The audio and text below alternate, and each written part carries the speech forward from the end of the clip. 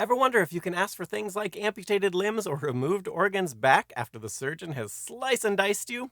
Well, wonder no more. To begin with, it's standard procedure in most hospitals to incinerate any limbs, organs, or tissue they remove from a non organ donor patient. That said, prior to any surgery, hospital representatives will invariably ask patients to sign a form that cedes ownership of their surgical leavings, usually to the pathology lab for use in medical research or study. However, as a patient, you're entirely within your rights to not sign such a form and request ownership of any piece of your body removed during surgery. However, hospitals and doctors won't always make this easy for you and will often tell you that this isn't possible owing to removed bits being a biohazard.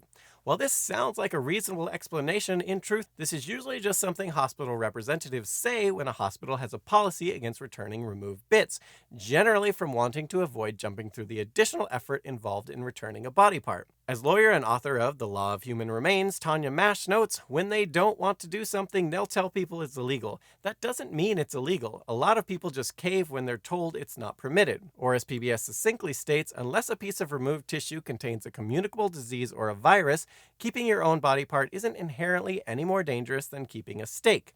And even if you have a communicable disease, the common process of preserving the tissue or limb, submersed in a solution of water and formaldehyde, will usually kill off any such diseases anyway, outside of some known exceptions, making the often claimed biohazard excuse for not returning your body part generally bogus. As for exactly what condition you'll get your limb, organ, or tissue back in, this will usually depend on the test the pathologist conducts on it and the manner in which it is removed. Things like kidney stones, for example, will normally be destroyed by the test performed on them after the fact, if not the method used to remove them in the first place. Because of this, while you can theoretically ask for anything removed from your body back, occasionally this really won't be possible.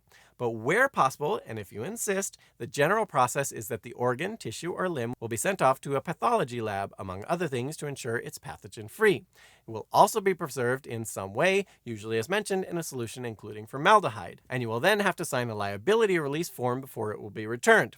Once back in your possession, in most regions, you're free to do with it as you please. One man, Leo Bonton, even created a rather fetching, if a little creepy, lamp out of his leg. If you happen to be interested in selling your former body part, with a few exceptions, this is entirely within your rights, as there aren't really much in the way of regulations in the United States and many other countries about the ownership or sale of human remains. The exception to this in the US is primarily regarding the sale of ownership of Native American remains, which are protected by the Native American Graves Protection and Repatriation Act. Although a few states like Louisiana, Georgia, and Missouri do have some laws pertaining to restricting selling body parts. Over in the United Kingdom, things are only slightly different, with the decision of what to do with the amputated limbs and removed tissue being left to the discretion of the hospital trusts and, in some cases, the individual surgeon performing the amputation itself. However, as long as a patient makes their wishes clear and signs the necessary forms, in most cases one shouldn't have significant issue getting your bits of yourself back. Also, as in the United States, tests need to be performed to ensure the tissue or limb doesn't pose a public health risk, and it will need to be properly preserved before being returned.